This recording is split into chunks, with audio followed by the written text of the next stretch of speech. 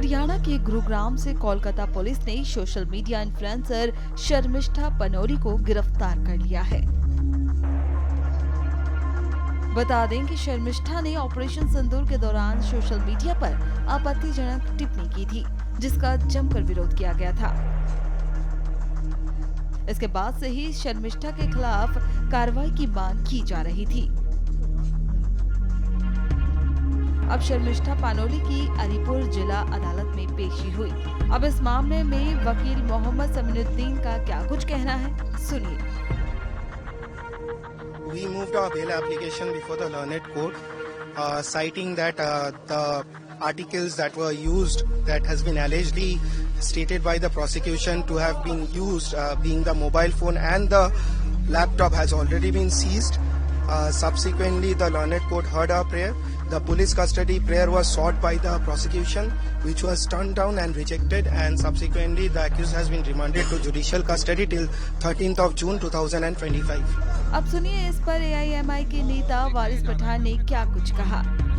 किसी को भी, कोई भी हो, हिंदू, मुस्लिम, सिख, ईसाई, किसी को भी किसी की रिलीजियस सेंटिमेंट्स को हट करने का कोई अधिकार नहीं है।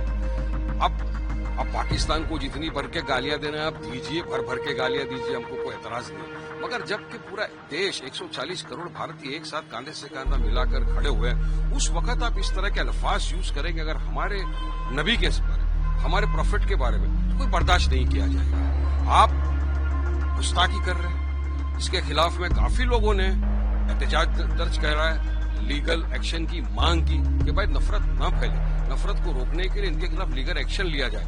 हमने भी कहा, सरकार से गुहार लगाई कि भाई इनको रोकिए, इनके खिलाफ लीगल एक्शन लीजिए। हमारे पार्टी प्रेसिडेंट ने भी कहा कि सरकार लीगल एक्शन ले, कि इस तरह की भाषा का, इस तरह का जो भाषा का प्रयोग किया जाएगा हमारे हुजूर की शान में, कोई बर्दाश्त नहीं करेगा। अब उनके खिलाफ लीगल एक्शन लिया गया है, लेकिन हमने पहले ही कहा था वायलेंस का हम हमेशा खंडन करते रहेंगे। वायलेंस नहीं होना चाहिए, किसी को भी कायदा कानून अपने हाथ में लेने का कोई अधिकार नहीं है, मगर लीगल एक्शन ऐसा होना चाहिए ताकि कोई दूसरा बोले नहीं, और नफरत फैलाने वाले को रोकना चाहिए ना। इस तरह की जो नफरतबाजी फैलाते उनको रोकना सरकार का, कानून का काम है। अब सरकार ने, कानून ने, अब कोलकाता की पुलिस आई, उनको गिरफ्तार किया, उनके खिलाफ काफी सारे FIR थे कोलकाता के अंदर, दूसरी जगहों के ऊपर, उनको अभी गिरफ्तार किया। जो कानून प्रतिक्रिया करेगा, जो कोर्ट फैसला करेगा, सबको मंजूर होगा।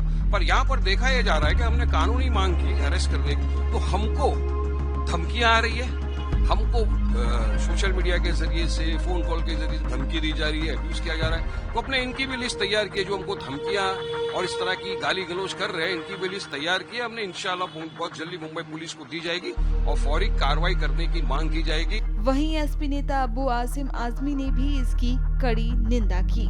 मैं मुबारकबाद दूंगा उन तमाम सरकारें जो किसी के रिलीजियस सेंटिमेंट को हर्ट करता हो, जैसे हुजूर पाक सल्लल्लाहु अलैहि वसल्लम हो गए, या कोई देवी देवता हो गए, या इस देश के कोई इंपॉर्टेंट पर्सन जैसे छत्रपति शिवाजी महाराज हो, गांधी जी हो, डॉक्टर भीमराव अम्बेडकर साहब हो, जिनको दुनिया चाहती है, जो रिस्पेक्टेड लोग हैं, ऐसे लोगों के खिलाफ अगर कोई अपमानितजनक बातें बोलता है, तो मैं आज ने 50 बार मैं असेंबली में बोल चुका हूँ, साहब ये एक इससे बहुत बड़ा लॉ एंड ऑर्डर की सिचुएशन खराब हो जाती है। हमारा देश धार्मिक देश है, लोगों का अगर जो रिलीजियस सेंटिमेंट हर्ट होते हैं तो लोग मरने मारने को तैयार हो जाते हैं। और आप देखिए पूरे देश में कितनी बार ऐसा हो रहा है। लेकिन मैं देख रहा हूँ हमारी सरकार महाराष्ट्र की, ये बिल्कुल फिरका परस्त सरकार है। अगर चाहे MF हुसैन साहब ने कोई देवी देवताओं की तस्वीर को बना दी, जिस पे लगा हिंदू भाइयों को कि हमारे सेंटिमेंट हर्ट हो रहे हैं, तो उनके खिलाफ इतने FIR हुए कि उनको हिंदुस्तान छोड़ के भागना पड़ा।